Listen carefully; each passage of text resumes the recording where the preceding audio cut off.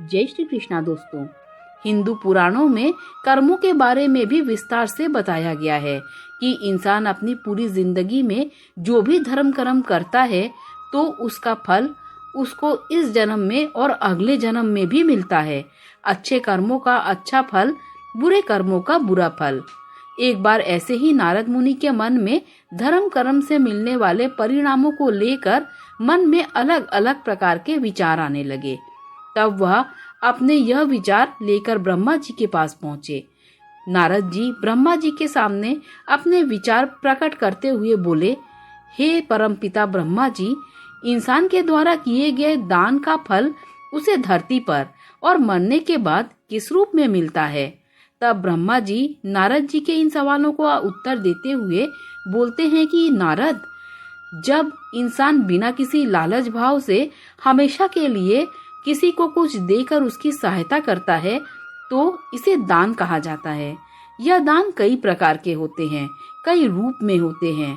दिल से और बिना किसी लोभ के किया गया छोटे से छोटा दान भी उतना ही पुण्य माना जाता है जितना बड़ी से बड़ी वस्तु का दान।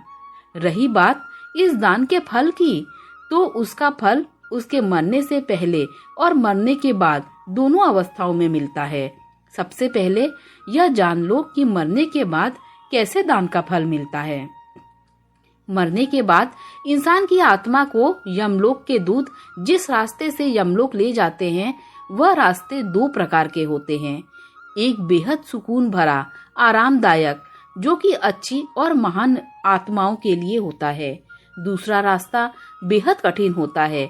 उस रास्ते पर आत्मा को ठिठुरा देने वाली सर्द हवाएं चलती हैं। अब इस मौके पर यदि उस इंसान ने किसी को कोई गर्म कपड़े दान दिए हों तो उसे भी यहाँ उसे इन हवाओं को झेलने के लिए वैसे ही मदद मिलेगी।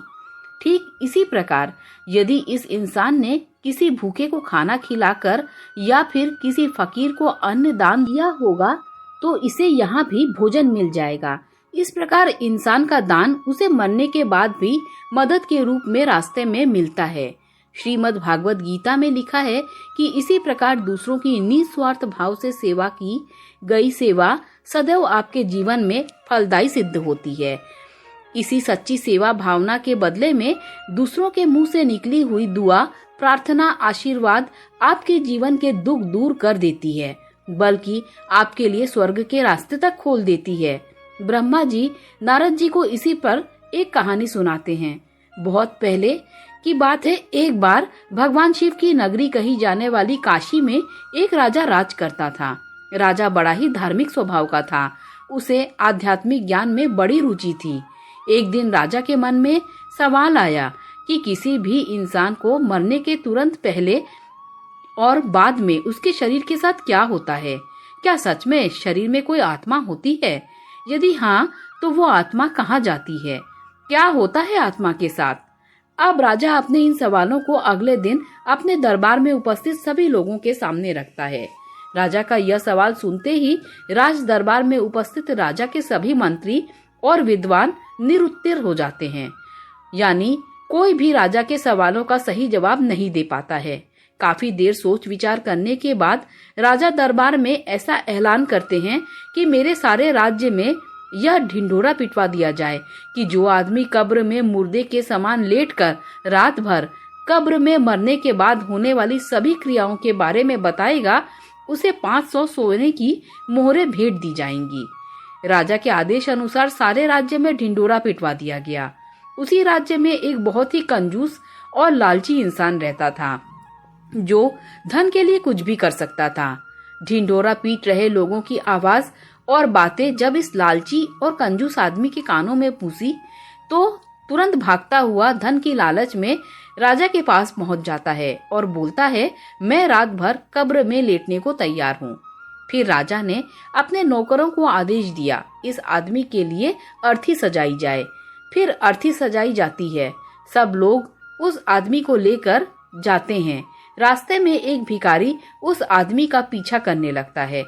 उस आदमी के पास आता है और बोलता है कि तुम तो अब मर जाओगे, तुम्हारे पास जो भी धन है मुझे दे दो। और अब उस धन का क्या होगा? बार बार यही बोलकर वह भिखारी आदमी का दिमाग खाए जा रहा था।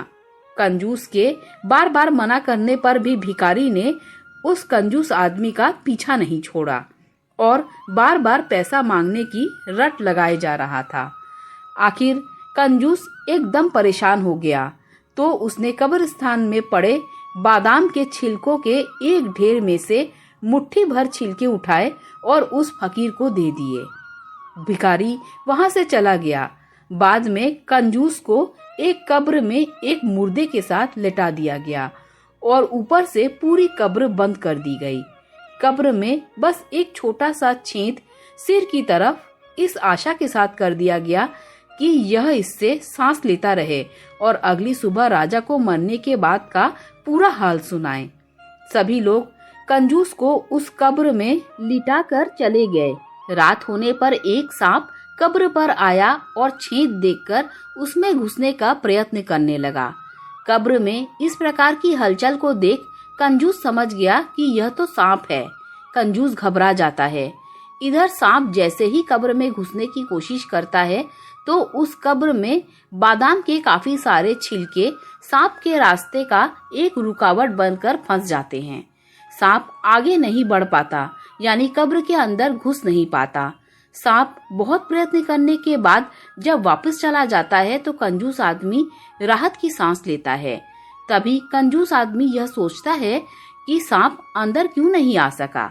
कंजूस आदमी अपना हाथ से टटोलता है तो उसे बादाम के बहुत सारे छिलके फंसे हुए मिलते हैं।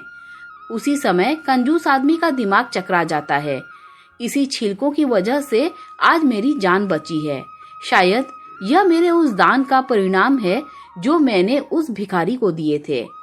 अब कंजूस आदमी समझ जाता है कि दान की वजह से मैं बच गया। जान है तो जहान है। अब सुबह होते ही राजा के सभी नौकर बड़ी जिज्ञासा के साथ कब्रिस्तान आए और जल्दी ही कब्र को खोदकर कंजूस को निकाला। मरने के बाद क्या होता है यह हाल सुनने के लिए कंजूस को राजा के पास चलने को कहा।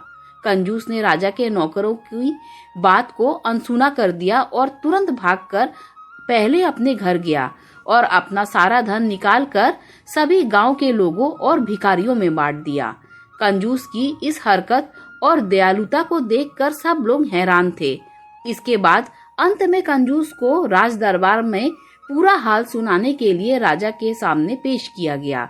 कंजूस ने बीती रात सांप व बादाम के छिलकों के संघर्ष की पूरी कहानी कह सुनाई और कहा, महाराज, मरने के बाद सबसे ज्यादा दान ही काम आता है, अतः दान करना ही सब धर्मों में श्रेष्ठ है। दोस्तों, अगर आपको कहानी अच्छी लगी हो तो लाइक, शेयर, सब्सक्राइब कीजिए। Thanks for watching this video.